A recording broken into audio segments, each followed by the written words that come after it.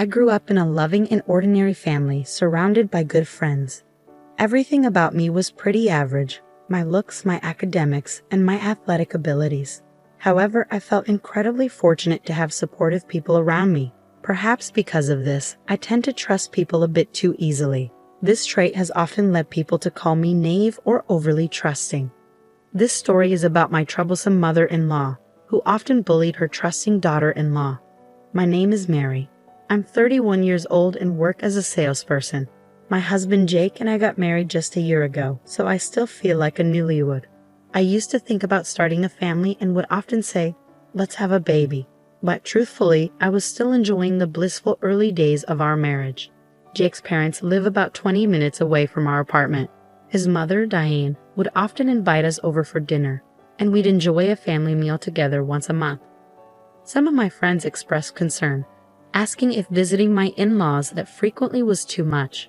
But Jake's dad, Tom, is a great conversationalist, and Diane is quite sweet, so I didn't mind at all. Besides, Diane prefers to handle the kitchen herself, so I was treated like a guest. I would happily join Jake and Tom for a game until dinner was ready, which was easier than cooking at home. However, there was one thing that concerned me. One evening, we were at the in-laws' house for our regular family dinner. When I tasted Diane's chicken soup, I almost groaned aloud. "What's wrong, Mary?" Jake asked, looking at me curiously. "Oh, we never had celery in chicken soup at my parents' house, so I thought it was interesting." "It's delicious, Diane," I replied. "Is it? Thank you. There's plenty more," Diane said, smiling. I struggled to smile back at Diane, who seemed pleased. The soup was incredibly salty, and I wasn't sure I could manage another bowl without raising my blood pressure. I glanced at Jake and Tom, but they were happily enjoying it. This was normal for them. Once again, I forced myself to eat the soup, which had so much sodium it could have dissolved a rock. It seemed my in-laws had a preference for intense flavors. Diane's cooking was sometimes as salty as seawater and at other times as sweet as condensed milk. The first time I tried it, I nearly spat it out. Yet the rest of the family ate it as if it were perfectly normal, and I was astonished by their taste preferences. I felt bad leaving food on my plate, so I usually ate everything, but it was often too much for my stomach to handle. I was worried about the impact such heavily flavored food could have on their health. I consulted with a friend who was a nutritionist and began collecting recipes and pamphlets on healthier cooking. But as a new daughter-in-law, I couldn't exactly say, "Your cooking is too rich in flavor. Please modify your recipes." At home, I cooked meals seasoned according to recipes, thinking that would be more flavorful for Jake. I constantly asked him, "Is it good?"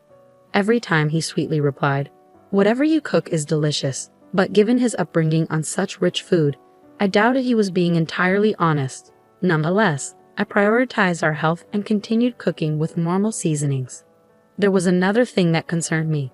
Diane sometimes served stale food. The bread on my plate would be dry and hard, and occasionally, dessert would include partially rotten fruit. I discreetly avoided the parts I couldn't eat, but I worried that my in-laws might eventually get food poisoning. One day, Diane offered me some cookies as a snack. However, I noticed they had expired 6 months ago. Jake noticed too and alerted her. "Mom, these cookies are expired." "Oh no, I'm so careless," Diane said, laughing it off. I was relieved she didn't take it seriously, but I was startled when I found the same box of cookies mixed in with a snack bag she gave me during our next visit. I had seen this kind of forgetfulness before when my grandmother developed dementia. What should I do? Diane is only in her 50s, but I began to worry that she might have dementia. I wanted to talk to Jake about his mother's overly seasoned food and her possible signs of dementia, but I was afraid it might be too much for him to handle. Then one day, a small miracle happened to us. I found out I was pregnant. Jake was thrilled. "I'm finally going to be a dad. Is it a boy or a girl?" He would stroke my belly every day with excitement. "When are we going to tell our parents? Should we wait until the end of the first trimester?" "Well, the doctor only just confirmed the heartbeat, but I want to tell them after the 12-week checkup, just in case something happens. I guess we just have to wait and see. I can't wait to tell everyone. I think my mom's gonna cry when she hears the news." "You're right," I said, imagining Diane congratulating me with tears in her eyes. The thought warmed my heart. I was so excited about the long-awaited pregnancy that I had completely pushed my worries to the back of my mind. The following weekend, however, when I saw Diane's chicken soup on the table, I realized there was a big problem. If I ate her over-seasoned food, it might affect my baby. The pregnancy books I've been reading said that high blood pressure and diabetes could negatively impact pregnancy and childbirth.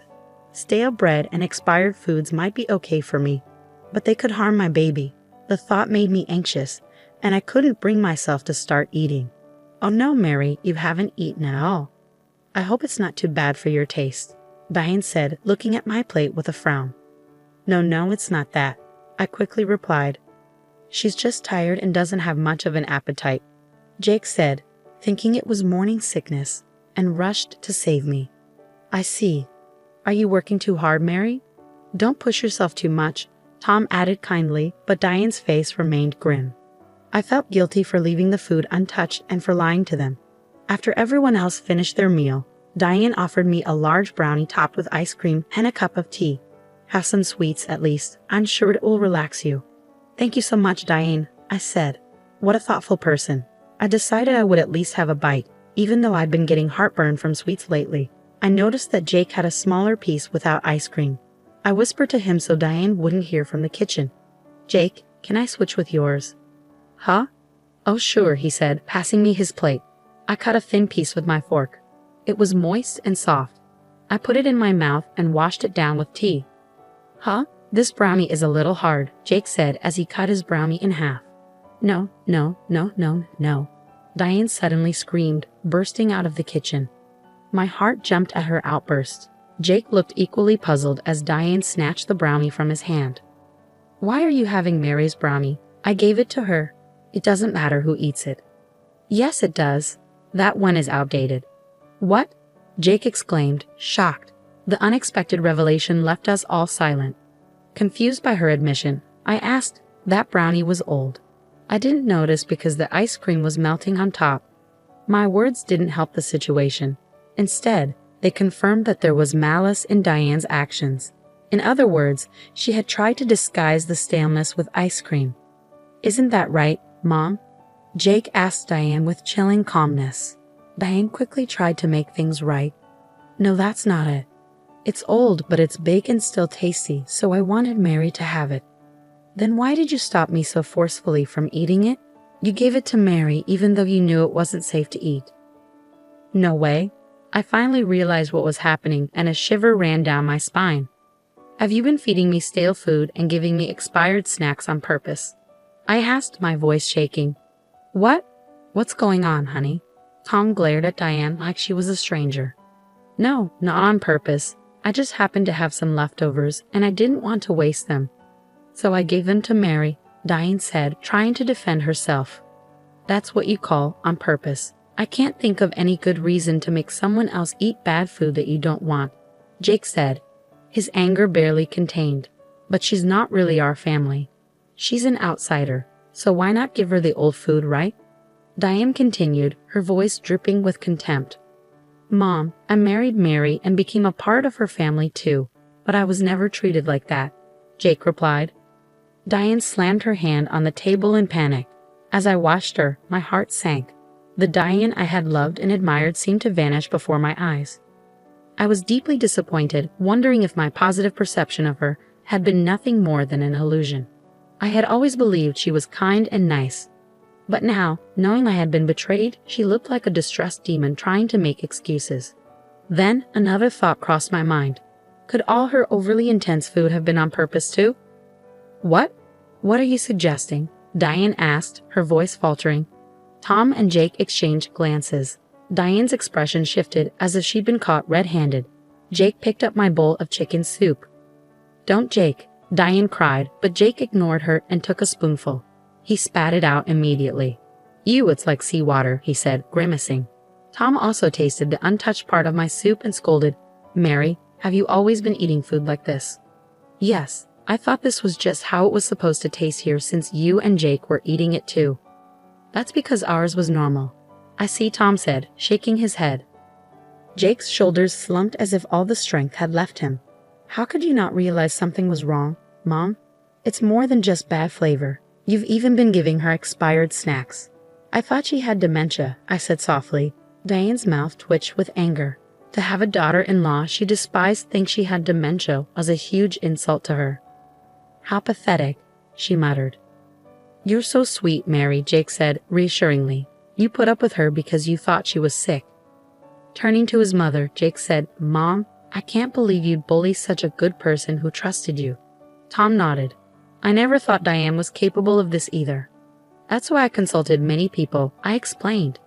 I was worried about Diane's health. I thought maybe her taste buds were off and that she might be showing signs of dementia, even though she's only in her 50s. Many people? Diane repeated, alarmed. She hadn't realized her misdeeds had been shared with others. Yes, like my parents, friends, and coworkers. They were all very helpful, giving me tips and pamphlets. I pulled out a stack of pamphlets from my bag and piled them on the table. I had been carrying them around with the intention of talking to Tom and Jake someday. I never thought they'd come in handy this way. Well, you were really worried about her, Tom said, unfolding a pamphlet as if moved by my actions. Of course, Diane was upset. You're terrible. I am not sick. It's you who are terrible, Diane, Tom said. Unlike you, Mary has a pure heart and was sincerely concerned about you. Shut up, Diane shouted, her face twisted with rage. She pointed at me like a demon. I never liked her from the beginning. My beloved son was taken away by a woman like her. Jake's face hardened. Are you calling her dumb? You're the one who failed to see what an amazing woman I married. You were fooled by her, Diane yelled. In front of me, my in-laws had a fierce argument. Knowing Diane hated me was painful, especially because I had trusted her. Why didn't you tell me before the wedding? Jake asked later as we prepared to leave. If I had known, Diane interrupted, her voice hopeful. Jake, if I had known. I would have cut ties, Jake finished, ignoring Diane's despair. He hugged me tightly. I'm sorry, Mary. I didn't realize how much you were going through. I'm sorry too, I replied. I didn't recognize her intentions. Hideous? Diane's eyes twitched in disbelief. She never expected to be told such a thing by someone she had looked down on.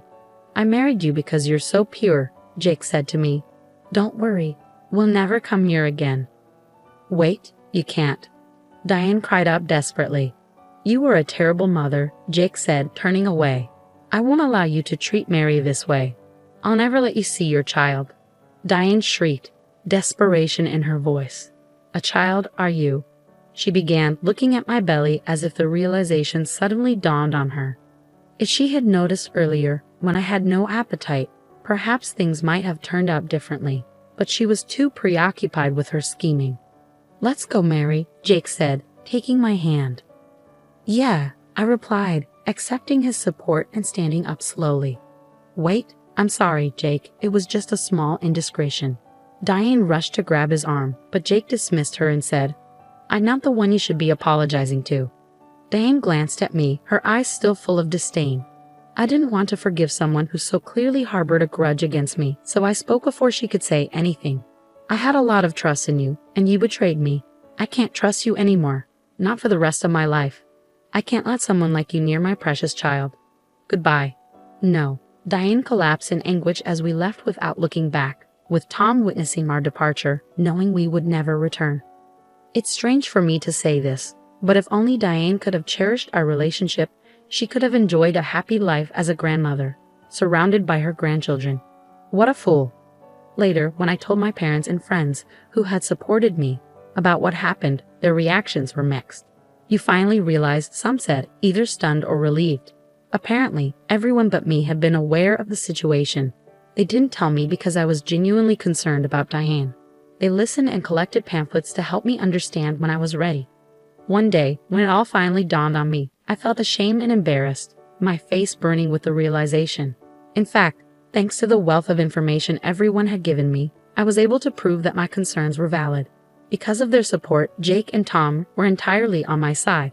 I realized once again how truly blessed I was by the people around me. About 2 years later, I was busy taking care of our little son. Today was his first birthday, and I was hard at work preparing dishes I wasn't accustomed to making: birthday cake, fried chicken, and more. Jake had been a great dad, playing with our son and changing his diapers. In the middle of it all, I got a call from Tom, who had been invited to the birthday party. I picked up the phone without hesitation, thinking he might have a question for me. "Hello? Mary?" The caller's voice was sickly sweet, not Tom's at all. Even after 2 years, I recognized Diane immediately. After we cut ties, we moved to a new place far from her and only told Tom where we were. I also blocked Diane's phone number and had my number erased from her phone. Thanks to Jake and Tom acting as a shield, she didn't make any unwelcome visits when I gave birth, and I have been able to live a peaceful life. Now, just hearing her voice on the other end of the line gave me goosebumps. "Where's Tom?" I asked sharply. "He's in the bathroom right now," she said, dodging my question. "Hey, isn't it my grandson's birthday today?" I didn't think Tom told her, but she might have noticed him discreetly preparing a gift. Jake sensed something was wrong from my tone of voice. He gestured to take over the phone with a worried look on his face, but I gave him a thumbs up and continued the call. I was too much of a mother now. The innocent, lovely wife was a thing of the past. "Listen, Mary, I truly feel bad about what happened. I was wrong to do those mean things. I really regret it," she said, her voice drooping with feigned sincerity. "Huh. So I want to see my grandson soon. I'll buy him lots of cute clothes and toys, see? Okay, well, I don't need you to hide needles in or above the toys, so, no. Thank you. No, I wouldn't do such a horrible thing. I mean, you're exaggerating. I mean, you fed me all those disgusting things. It wasn't that bad, was it? It was. Too much salt, sugar, and mold. Any of it could have destroyed my health. But, I mean it, I really regret it. I'm sure you're kind enough to understand." "You're right. People often say I'm kind." "Yes, you are. But it's not that I'm kind. I'm just naive and trust people too much. If someone betrays me, I will never trust them again." "Huh? You'll never gain my trust again. I won't forgive you. I'll never let you see my precious son." "Wait, Mary," Diane pleaded. "Hey, what are you doing?" I heard Tom yell in the background, and then the sound of them arguing filled the line. I quietly pressed the end button and turned to Jake. "Sorry about that." "You're getting stronger, Mary," Jake said, sighing in relief. He placed his hands on my shoulders, his touch encouraging. "Of course, I'm his mother." Our son lay content in his crib, and when he saw me, he waved his tiny hands happily. I picked him up and rubbed my cheek against his. His small, soft body felt perfect in my arms, and his mouth had a faint scent of milk. His eyes, full of curiosity, reflected me. The presence of my son filled me with a powerful protective maternal instinct. For my son, I could be an angel or a demon. I had outgrown my role as a gentle but naive wife. "Oh, it smells so good," Jake said, snapping me out of my thoughts. "It's about time the birthday cake was ready in the oven," I replied, smiling as our innocent son cooed happily in response. Back then, I was oblivious to the malice of others, carefree and happy, but that was only because of the people who protected me. Now it was my turn to protect my family. I was determined to grow stronger and stronger, so that these happy days would continue for a long time.